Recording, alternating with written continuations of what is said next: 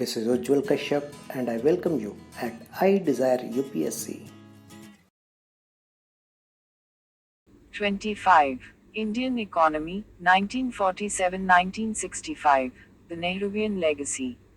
The Nehruvian Consensus. A meaningful appraisal of India's development experience after independence would have to place it both in a historical and comparative context. The level and stage from which the beginning was made, and the uniqueness of the effort to undertake an industrial transformation within a democratic framework need to be taken into account. The achievements should be measured with other countries at a comparable stage of development. We have seen in the chapter, The Colonial Legacy, the pitiful condition of the India that we inherited at independence after colonialism had ravaged the economy and society for nearly 200 years and deprived it of the opportunity of participating in the process of modern industrial transformation occurring in other parts of the world.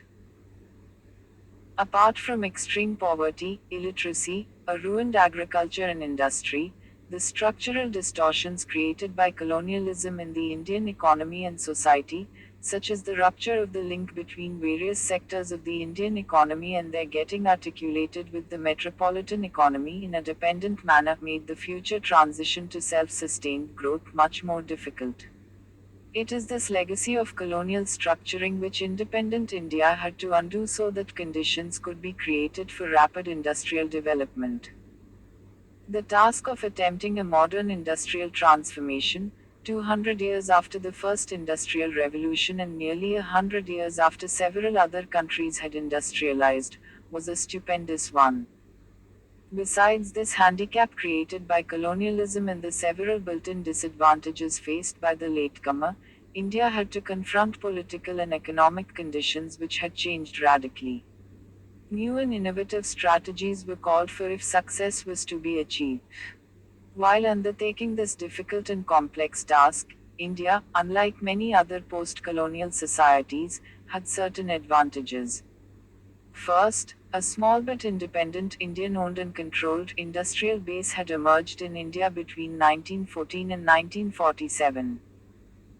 This was achieved, amongst other things, by the Indian capitalist class seizing the opportunities created during this period by the weakening of the imperialist stranglehold during the two world wars and the Great Depression of the 1930s.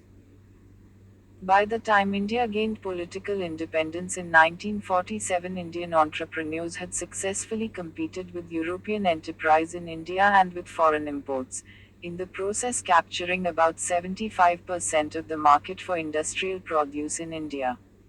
Indian capitalists had also acquired dominance over the financial sphere, i.e., banking, life insurance, etc. By independence, therefore, India had, in spite of and in opposition to colonialism, developed an independent economic base from which to attempt a takeoff into rapid independent industrialization. Point 2. She did not, like many other post-colonial countries, get pushed into a neo-colonial situation where, while formal political independence was achieved, the erstwhile colony's economy continued to be essentially dominated by metropolitan interests. A mature indigenous entrepreneurial class, which could serve as the agency for carrying out a substantial part of the post-independence planned development, was an asset to India. Further, a high degree of concentration and consolidation had led, during the colonial period itself, to the emergence of large business conglomerates like the Birlas, Tatas, Singhanias, Dalmia Jains, etc., with interests in different areas like trade, banking, transport, industry, and so on. Such conglomerates, like the Zaibatsu in Japan or the Chaebol in South Korea, were extremely important in enabling late entrants to world capitalism to successfully compete with the already established foreign capital and especially multinational corporations. The absence of the agency of a mature, indigenous entrepreneurial class was sorely felt in many of the post-colonial African states and can be seen as a critical drawback even today, for example in most parts of the former Soviet Union. Second, India was fortunate to have a broad societal consensus on the nature and path of development to be followed after independence.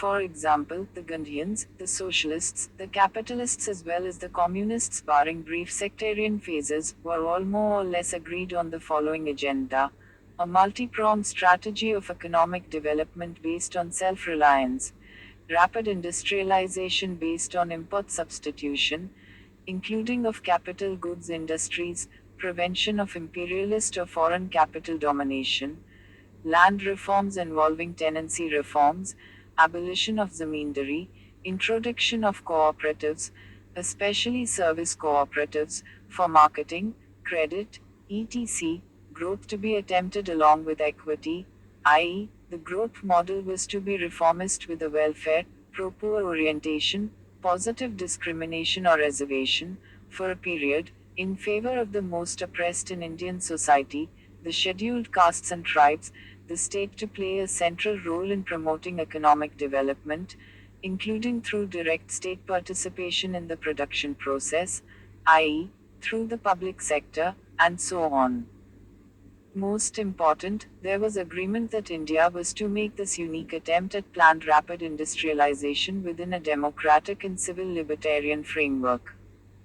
All the industrialized countries of the world did not have democracy and civil liberties during the initial period of their transition to industrialism or period of primitive accumulation.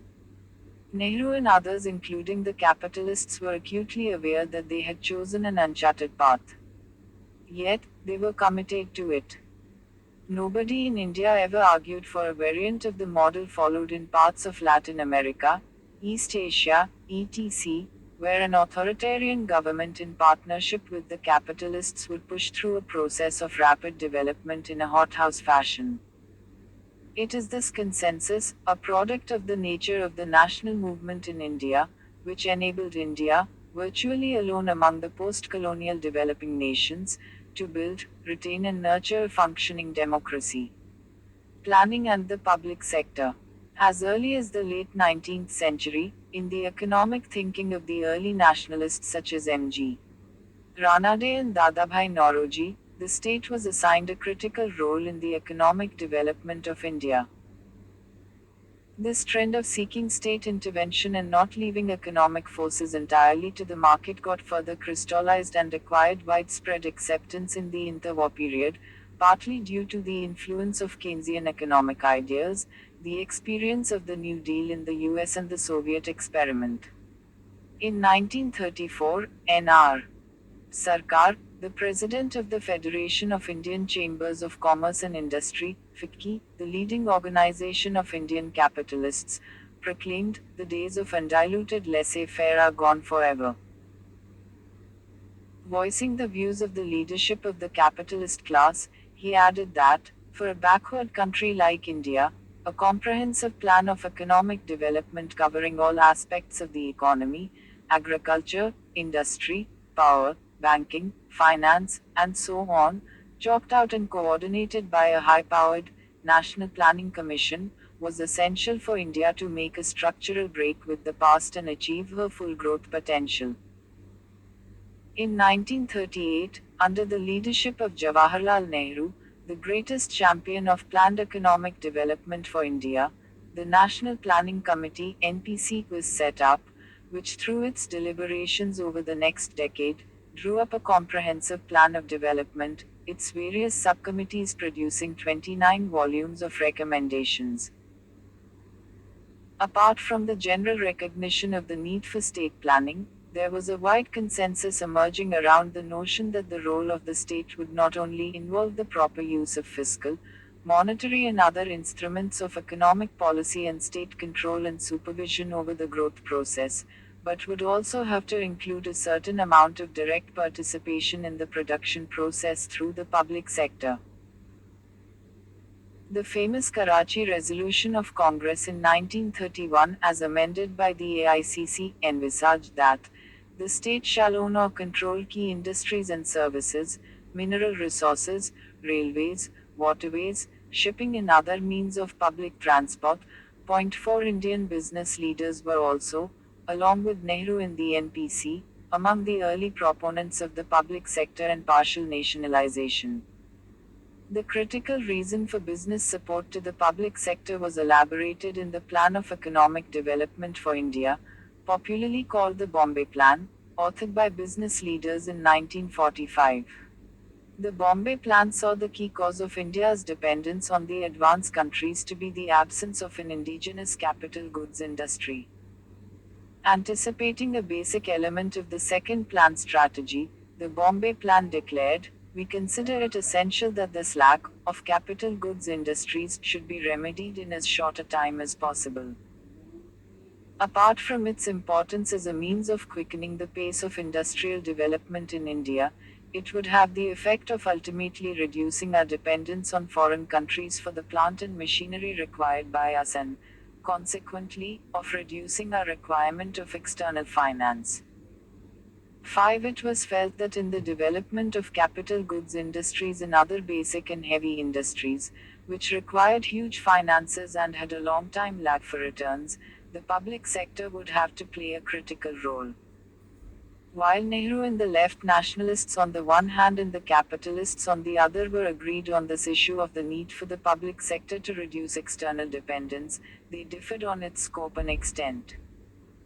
The former saw planning and the public sector as a step in the socialist direction, whereas the latter saw it as an instrument of promoting independent capitalism and of preempting socialism by helping combine equity with growth. This tension between the two approaches was to persist for some time, particularly in the early years. In 1947, for example, when the Economic Program Committee appointed by the AICC and headed by Jawaharlal Nehru not only laid down the areas, such as defense, key industries and public utilities which were to be started under the public sector but also added that, in respect of existing undertakings, the process of transfer from private to public ownership should commence after a period of 5 years. 6. The capitalists were alarmed and howls of protest ensued. Signs of accommodation were seen in the 1948 Industrial Policy Resolution, IPR, which, while delineating specific areas for the public and the private sectors, added that the question of nationalizing any existing industry would be reviewed after 10 years and dealt with on the basis of circumstances prevailing at that time. Even after the Indian Parliament in December 1954 accepted the socialist pattern of society as the objective of social and economic policy, and Congress in its Avadi session 1955 elaborated the sharp leftward swing on these lines, the 1956 IPR and the second plan, while considerably expanding the scope of the public sector, made no mention of nationalizing existing industries. Point 7. In fact, the model projected was of a mixed economy, where the public and the private sectors were not only to coexist but were to be complementary to each other, and the private sector was to be encouraged to grow with as much freedom as possible within the broad objectives of the national plan. It is another matter that the great emphasis on heavy and capital goods industries in the second plan by itself led to a major shift towards the public sector, as these were areas which, it was commonly agreed, could be basically developed by this sector. It may be noted that Nehru refused to push his own ideological positions beyond a point, much to the disappointment of sections of the left, still under the influence of a Stalinist type of orthodox Marxism or Stalin Marxism. In the evolution of Nehru's thought, from as early as the late 1930s, socialism had become inseparable from democracy. Therefore, any step in that direction, such as planning and the public sector, had to be introduced in a democratic manner, capable of carrying society along in the effort. Planning for Nehru had to be consensual, and not a command performance, even if it meant toning down many of his objectives. This was the perspective with which the Planning Commission, established on the 15th of March 1950, functioned, despite the enormous de facto power it exercised with Nehru himself as its chairperson. The first plan, 1951-56, essentially tried to complete projects at hand and to meet the immediate crisis situation following the end of the war. Independence had come along with the dislocation caused by partition, including the massive problem of refugees resulting from the largest mass migration in history in the space of a few years. It is with the second plan 1956-61 that the celebrated Nehru Mahalanobis Professor P.C. Mahalanobis played a leading role in drafting the second plan. Strategy of development was put into practice and it was continued in the third plan 1961-66. A basic element of this strategy was the rapid development of heavy and capital goods industries in India, mainly in the public sector. 3 steel plants were set up in the public sector within the second plan period.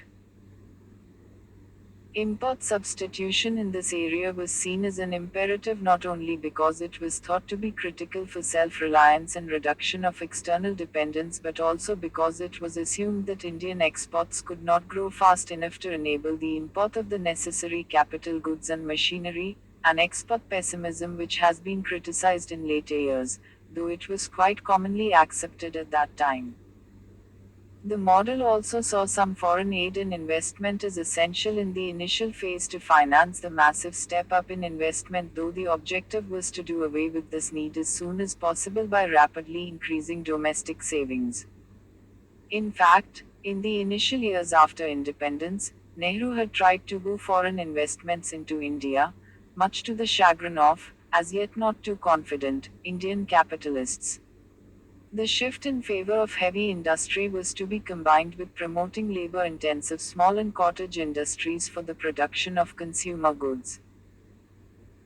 This, as well as labor-absorbing and capital-creating community projects in agriculture, promoted by community development programs and agricultural cooperatives, were seen, too optimistically, as later events showed, as the immediate solutions to the escalating problem of unemployment, without the state having to make large investments in these areas. Another critical element of the Nehru Mahalanobis strategy was the emphasis on growth with equity. Hence, the issue of concentration and distribution in industry and agriculture was given a lot of attention, though perhaps not with commensurate success. It may be added that the strategy did not posit equity against growth but assumed that higher growth enabled higher levels of equity and was critical for meeting the challenge of poverty. Utmost attention was therefore given to rapid growth. State supervision of development along planned lines, dividing activity between the public and the private sectors, preventing rise of concentration and monopoly, protecting small industry, ensuring regional balance, canalizing resources according to planned priorities and targets, etc. All this involved the setting up of an elaborate and complicated system of controls and industrial licensing, which was done through the Industries Development and Regulation Act (IDRA) of 1951. Further, the balance of payments crisis and acute shortage of foreign exchange that occurred in 1956-57, at the very start of the second plan, led to the imposition of stringent import and foreign exchange controls. The seeds of the Kafkaesque web of license quota rules and regulations were thus laid in later years. It was found that it was not easy to dismantle a system that had acquired a vicious stranglehold over the Indian economy.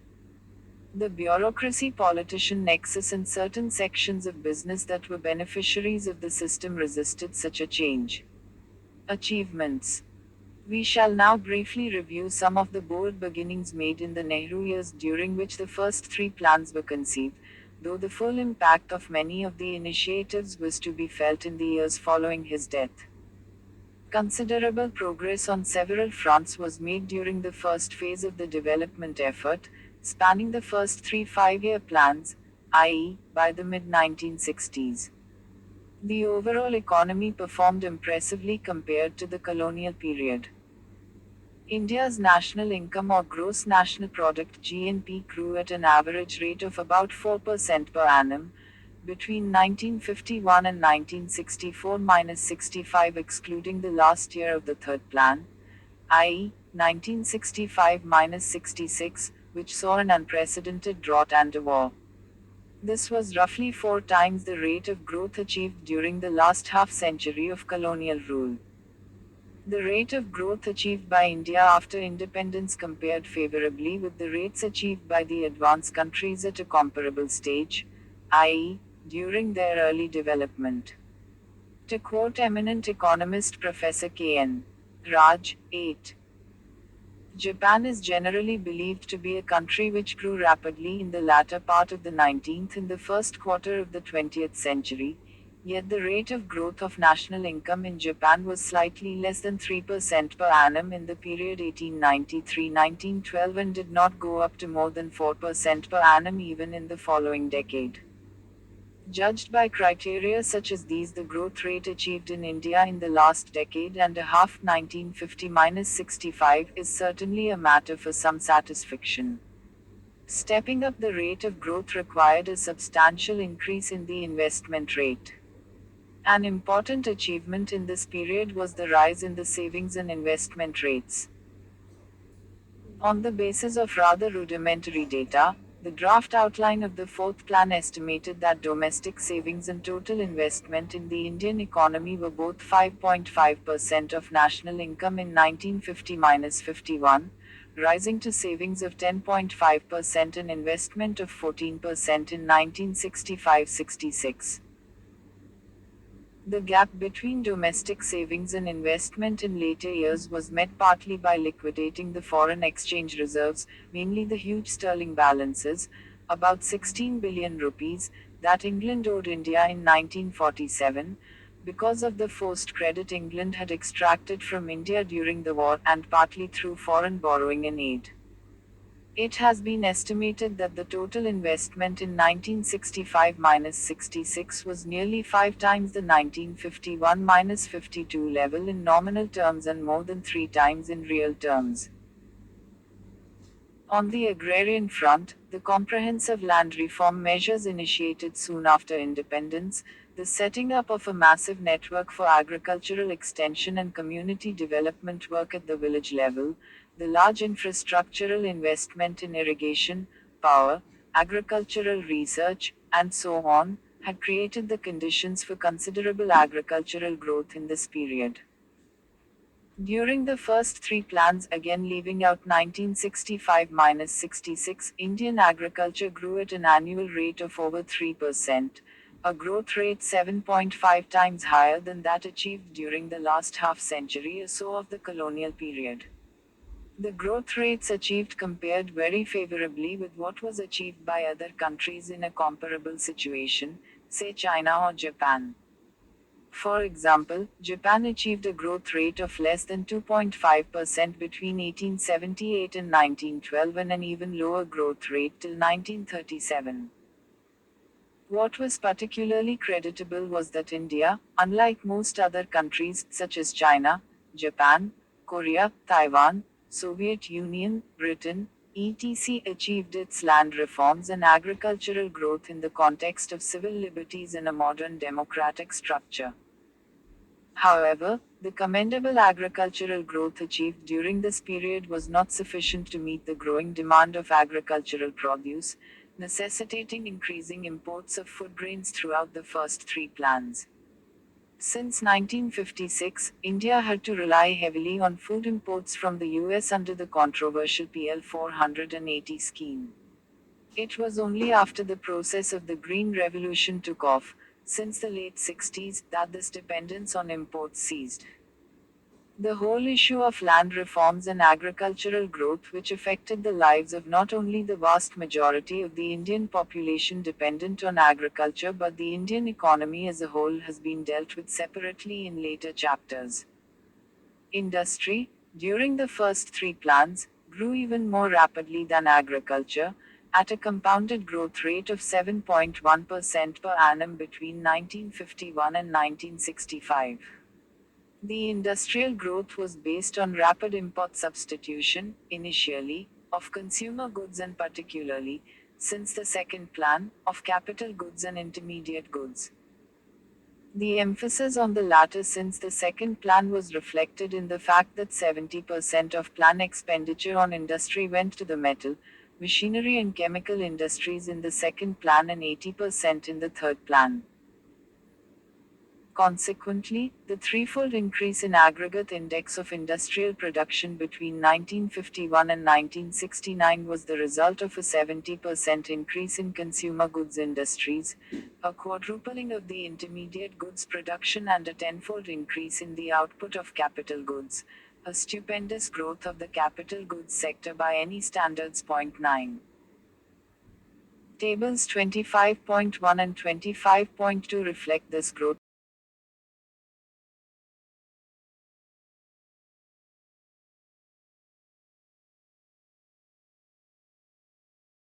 pattern over a longer period in which intermediate and capital goods industries like basic metals, chemicals, transport equipment, and electrical and non-electrical machinery grew very rapidly and much faster than consumer goods industries like textiles, particularly between 1951 and 1971.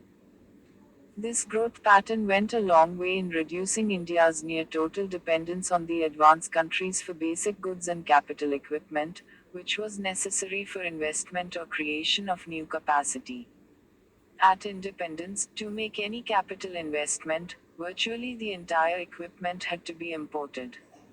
For example, in 1950, India met 89.8% of its needs for even machine tools through imports. In contrast to this, the share of imported equipment in the total fixed investment in the form of equipment in India had come down to 43% in 1960 and a mere 9% in 1974, whereas the value of the fixed investment in India increased by about 2.5 times over this period. In other words, by the mid 1970s, India could meet indigenously more than 90% of her equipment requirements for maintaining her rate of investment. This was a major achievement, and it considerably increased India's autonomy from the advanced countries in determining her own rate of capital accumulation or growth. It was this, and the food security India was able to achieve once the process of the Green Revolution took off, which explains India's ability to retain an independent foreign policy, by withstanding enormous external pressures. Dependence on external resources, foreign aid or foreign private investment, was kept quite low. Net aid utilized by India was only 0.4% of net national product at factor cost during the first plan, rising to 2.25 and 3.17% during the second and third plan, and again falling drastically since the end 1960s. Also, external resources came mainly as official aid, and according to one estimate, net aid and net foreign private investment came in the ratio of 6:1 between 1948 and 1961. More than 71% of the foreign aid in the first plan was used for wheat loans, whereas in the second and third plans foreign aid was used overwhelmingly, nearly 98%, to fund iron and steel projects and general industrial development, transport and communication and power. Overall, in the first three plans, industry, transport and power utilized about 95% of the foreign aid. The counterpart funds generated by the PL 480 food aid from the US were allocated to the above areas. 10 Soviet aid came in the second plan priority areas, i.e., core and basic industries, and that too in the public sector. The weight of the public sector in the overall economy increased rapidly, and it captured the commanding heights of the economy, further marginalizing the presence of an already small foreign sector. In India, unlike certain Latin American countries, the public sector did not grow in collaboration with foreign private capital or multinational corporations.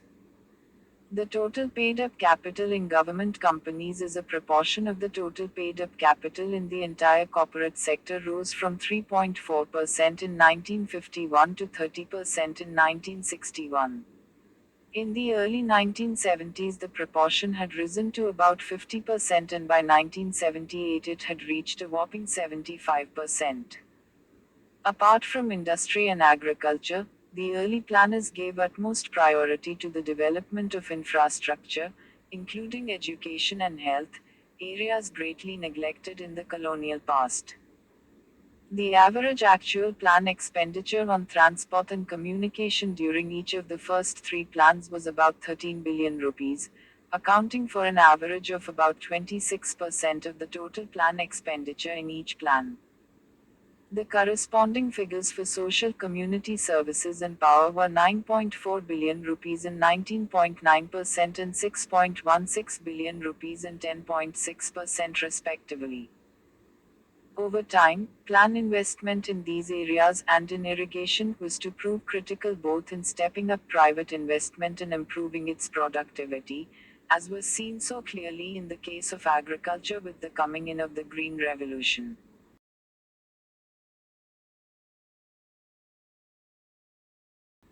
Table 25.3 shows the rapid per capita increase in the availability of some of the infrastructural and social benefits as they grew several times faster than the population. In 1965-66, as compared to 1950-51, installed capacity of electricity was 4.5 times higher, the number of town and villages electrified was 14 times higher, hospital beds 2.5 times higher, enrollment in schools was a little less than 3 times higher and, very importantly, admission capacity in technical education, engineering and technology at the degree and diploma levels was higher by 6 and 8.5 times respectively. The population had increased only by a little over one-third during the same period. Jawaharlal Nehru and the early Indian planners were acutely aware of India's backwardness in science and technology, an area left consciously barren in the colonial period, and therefore made massive efforts to overcome this shortcoming. Nehru's temples of modern, secular India consisted not only of steel and power plants, irrigation dams, etc., but included institutions of higher learning, particularly in the scientific field. During the first plan itself, high-powered national laboratories and institutes were set up by the Council of Scientific and Industrial Research for conducting fundamental and applied research in each of the following areas: physics, chemistry, fuel, glass and ceramics, food technology, drugs, electrochemistry, roads, leather and building. In 1948, the Atomic Energy Commission was set up, laying the foundations of the creditable advances India was to make in the sphere of nuclear science and related areas. This was in addition to the unprecedented increase in the educational opportunities in science and technology in the universities and institutes. National expenditure on scientific research and development kept growing rapidly with each plan. For example, it increased from 10 million rupees in 1949 to 4.5 billion rupees in 1977. Over roughly the same period, India's scientific and technical manpower increased more than 12 times from 190,000 to 2.32 million. A spectacular growth by any standards, placing India, after the dissolution of the Soviet Union, as the second country in the world in terms of the absolute size of scientific and technical manpower. This was a major achievement despite the fact that the quality of education in general, and particularly in the university system, tended to deteriorate over time and there was massive brain drain, mainly to the US, of a significant part of the best talent produced in the country. Yet, it is an achievement of considerable significance, as increasingly today, knowledge is becoming the key factor of production, and there is a global awareness of the necessity to focus on education and human resource development. That India can even think of participating in the globalization process in today's world of high technology, with any degree of competitiveness and equality, is largely due to the spade work done since independence, particularly the great emphasis laid on human resource development in the sphere of science and technology. In the enthusiasm to support the very necessary economic reforms being undertaken by India today, since 1991, it has become fashionable in some circles to run down the economic achievements of the earlier periods, particularly the Nehruvian era. Nothing could be more short-sighted and ahistorical. It is the Nehruvian era that created the basic physical and human infrastructure, which was a precondition for independent modern development. Today's possibilities are a function of the achievements of the earlier period, they have not arisen despite them. Also, the Nehruvian phase has to be seen in the global historical context of that period.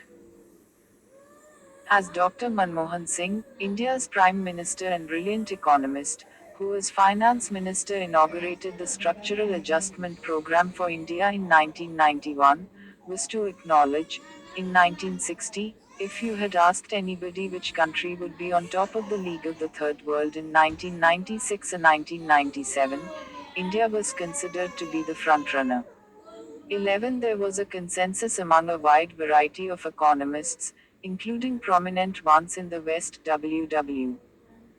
Rostow, Rosenstian Roden, Wilfred Mandelbaum, George Rosen, Ian Little, Brian Redaway, to name just a few, that the direction of the Indian planning effort was a very positive one with great potential.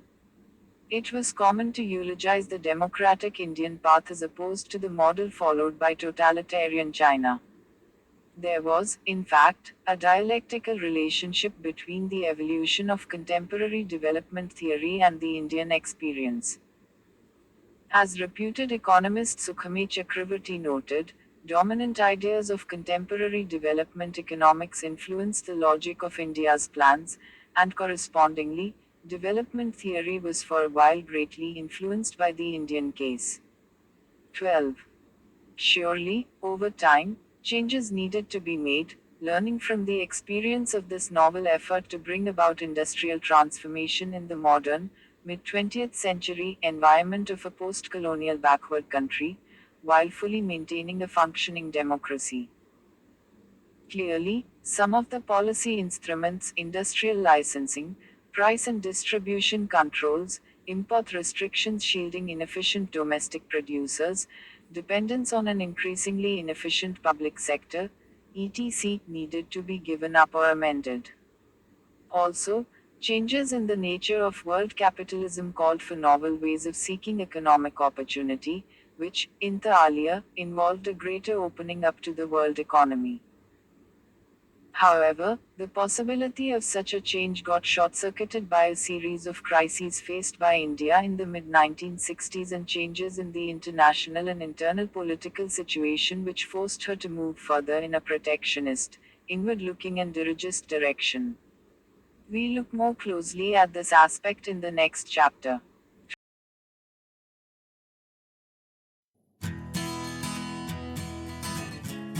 I hope the session was helpful to you. If you want to support us, you can subscribe to our channel, share it with your friends and other learners interested. Catch you in our next session. As of now, thank you. Jai Hind.